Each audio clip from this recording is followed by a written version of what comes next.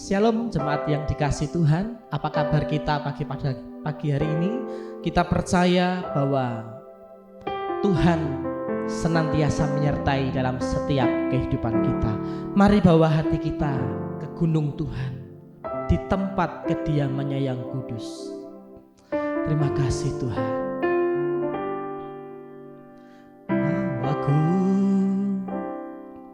ke gunung kudus-Mu, di tempat kediaman-Mu, biar kemuliaan melingkupi hidupku dan jiwaku kan dipuaskan. Hanya dekat-Mu, itu yang ku perlu. Kau sumber penghiburanku, dan Kau yang ubahkan air mataku jadi lembah yang bermata air. Sebab itu ku memuji-Mu, Engkau Allahku. Mulutku kan selalu puji-Mu dan angkat tangan sembah-Mu, tinggikan nama-Mu, Yesus, kemuliaan bagi-Mu. Bawa kami ke gunung kudus-Mu, bawaku ke gunung kudus-Mu, di tempat kediaman-Mu, biar kemuliaan melingkupi hidupku dan jiwaku kan dipuaskan. Hanya dekat-Mu, itu yang ku perlu. Kau sumber penghiburanku, dan Kau yang ubahkan air mataku jadi lembah yang bermata air. Sebab itu ku memuji-Mu, Engkau Allahku.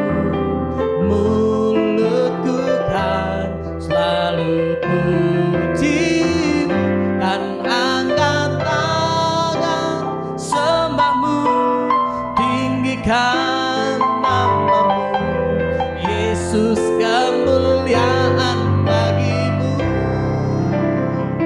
Sebab itu ku memuji-Mu, Engkau Allahku. Mulutku kan selalu puji-Mu dan angkat tangan sembah-Mu, tinggikan nama-Mu, Yesus, kemuliaan bagi-Mu. Yesus, kemuliaan bagi-Mu. Yesus, kemuliaan bagi-Mu. Oh, kami sembah nama-Mu, kami tinggikan Tuhan.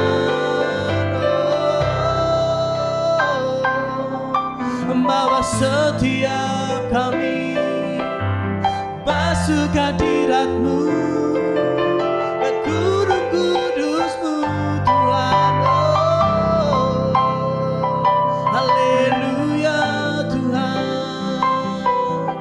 Kami rasakan hadirat-Mu di dalam hidup kami. Oh, kasih Tuhan, buat kekuatanmu, buat jamahanmu, Yesus Tuhan.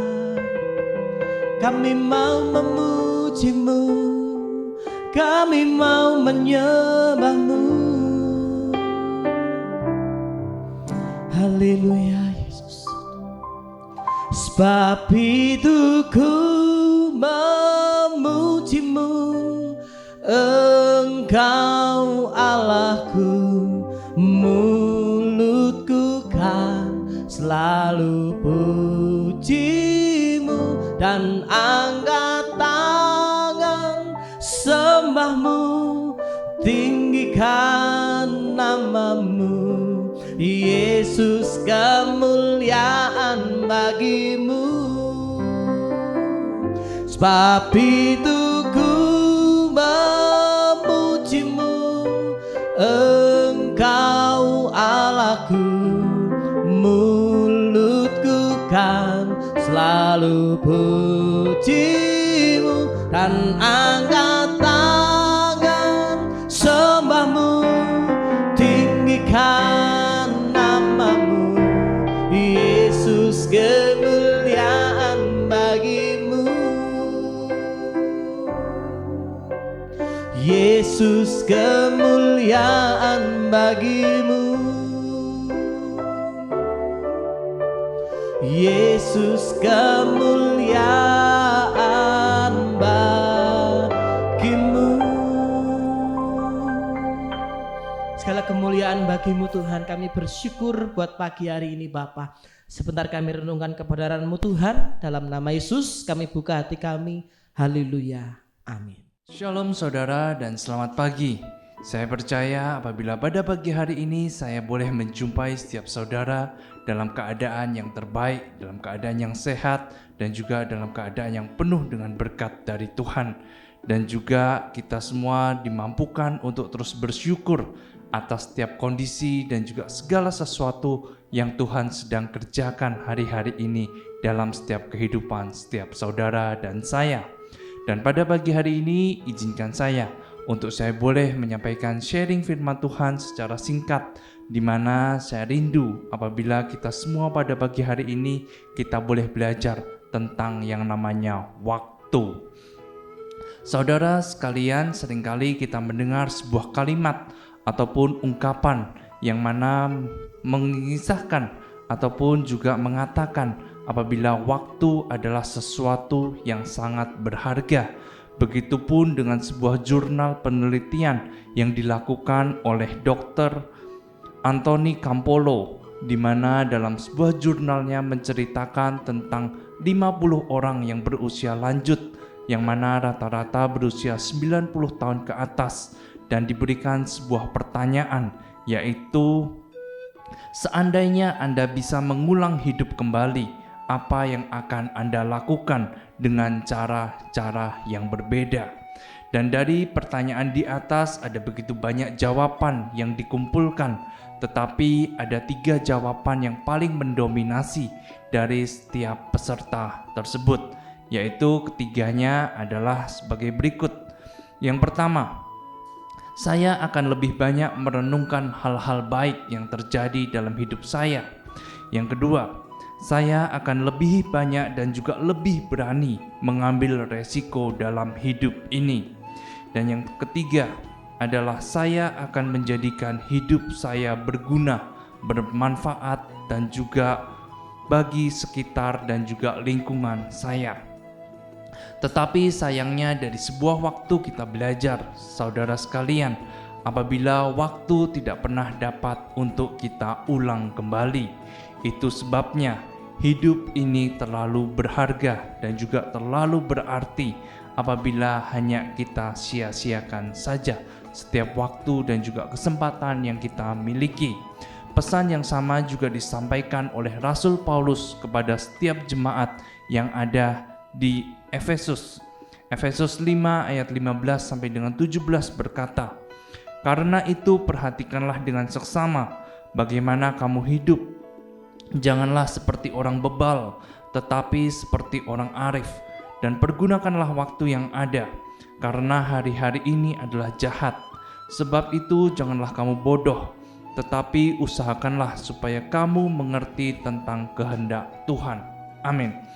Bapak, Ibu, dan juga saudara sekalian, saya percaya apabila tidak ada cara lain ataupun tidak ada cara lain untuk mengisi waktu dan juga kesempatan yang kita miliki dengan kita boleh melakukan hal-hal yang baik, hal-hal yang membangun, hal-hal yang bermanfaat, dan juga terutamanya adalah saat kita memiliki waktu untuk kita boleh menyediakan waktu kita, kesempatan yang kita miliki, setiap talenta dan segala macamnya untuk kita boleh lebih lagi mengenal dan juga melekat dalam hadirat Tuhan.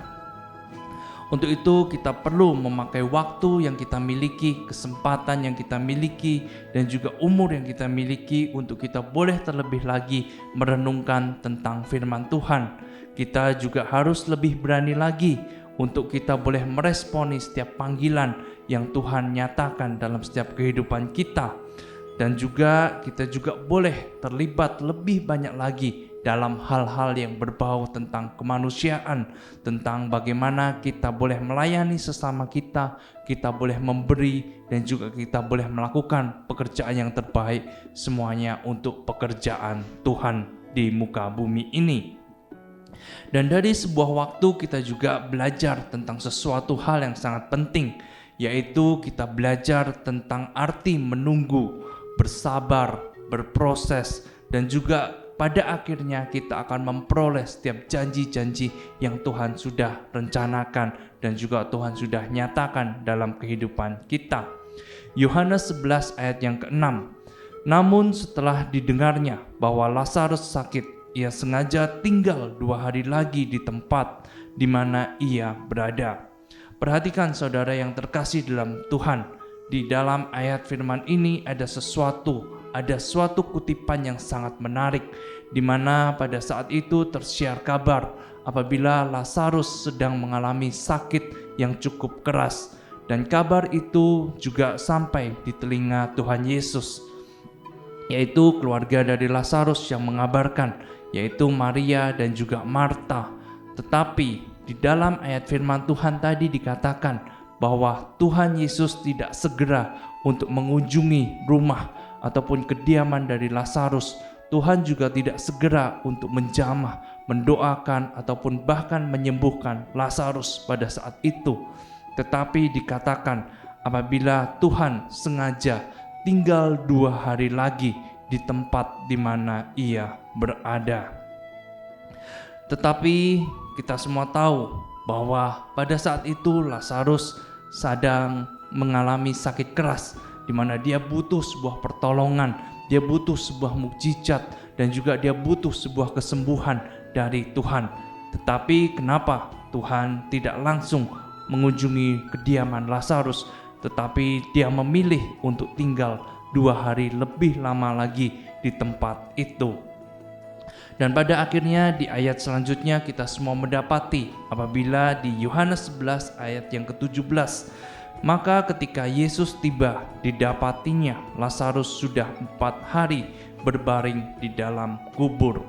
Dan di sini semua kita tahu apabila ketika Tuhan sampai di kediaman Lazarus sudah dinyatakan mati ataupun meninggal selama 4 hari di dalam kubur. Ini semua terjadi karena pada saat menerima kabar tentang sakit Lazarus, Tuhan Yesus tidak segera datang ke kediaman Lazarus untuk menyembuhkan ataupun bahkan menjamah Lazarus. Sehingga ketika dalam perjalanan yang cukup jauh, memakan waktu berhari-hari hingga sampai ke kediaman Lazarus, maka Tuhan mendapati apabila Lazarus sudah mati atau Lazarus sudah meninggal selama 4 hari. Dan keluarga Lazarus, mereka semuanya berpikir dan juga mereka beranggapan apabila pertolongan Tuhan sudah terlambat untuk Lazarus. Mereka kadang menyalahkan Tuhan, kenapa Tuhan tidak menolong mereka dengan segera, dan kenapa Tuhan harus ada 2 hari lebih lama lagi di tempat tadi. Tetapi di dalam Yohanes 11 ayat 43 sampai dengan 44, Tuhan menjawab semuanya. Dan sesudah berkata demikian, berserulah ia dengan keras, "Lazarus, marilah keluar." Orang yang telah mati itu datang keluar. Kaki dan tangannya masih terikat dengan kain kapan, dan mukanya tertutup dengan kain peluh. Kata Yesus kepada mereka, "Bukalah kain-kain itu dan biarkan ia pergi." Nah, Bapak, Ibu, dan juga saudara sekalian, dari kisah Lazarus ini kita belajar apabila kita semua harus mengerti tentang yang namanya waktu Tuhan. Terkadang kita bergumul, terkadang kita berdoa, dan kita berharap apabila setiap pergumulan kita, setiap doa kita akan langsung dijawab oleh Tuhan seketika itu juga. Tetapi sekali lagi kita mau belajar pagi hari ini, di mana ada yang namanya waktu Tuhan, di mana hanya Tuhan yang tahu dan juga Tuhan yang siap untuk menolong dan juga membereskan segala sesuatu masalah kita. Seringkali kita juga berpikir seperti keluarga Lazarus, di mana pertolongan Tuhan, di mana mukjizat Tuhan seringkali terlambat dalam hidup kita. Seringkali juga kita merasa apabila Tuhan begitu jauh dalam hidup kita, dan juga Tuhan sengaja untuk menunda-nunda segala pertolongan yang akan dinyatakan dalam hidup kita.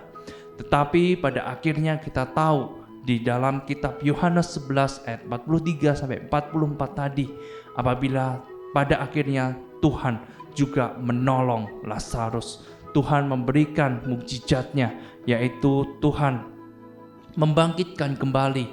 Tuhan juga menolong Lazarus dengan sebuah mukjizat dan juga pertolongan yang luar biasa, di mana Lazarus yang sudah dinyatakan mati ataupun meninggal selama berhari-hari, pada saat Tuhan Yesus datang, dia mampu untuk dibangkitkan kembali. Untuk itu pada awalnya kita berpikir bahwa pertolongan Tuhan mungkin terlambat dalam hidup kita, tetapi satu hal yang kita pegang teguh dan juga kita mau pelajari pada pagi hari ini, yaitu Tuhan tidak pernah berhenti dan juga Tuhan tidak pernah terlambat dalam menolong setiap kita. Untuk itu jangan pernah saudara merasa kecil hati ataupun menyerah apabila dalam hari-hari ini pergumulan kita, doa kita, atau bahkan segala masalah dalam kehidupan kita itu belum diberikan sebuah kunci, ataupun keinginan-keinginan kita belum terjadi hari-hari ini. Sekali lagi, Tuhan punya waktunya dan juga rencananya sendiri atas setiap pergumulan dan juga kehidupan saudara dan saya. Yohanes 11 ayat 15 juga mengajarkan kita sebuah hal di mana Tuhan berkata, "Tetapi syukurlah aku tidak hadir pada waktu itu, sebab demikian lebih baik bagimu, supaya kamu dapat belajar percaya. Marilah kita pergi sekarang kepadanya."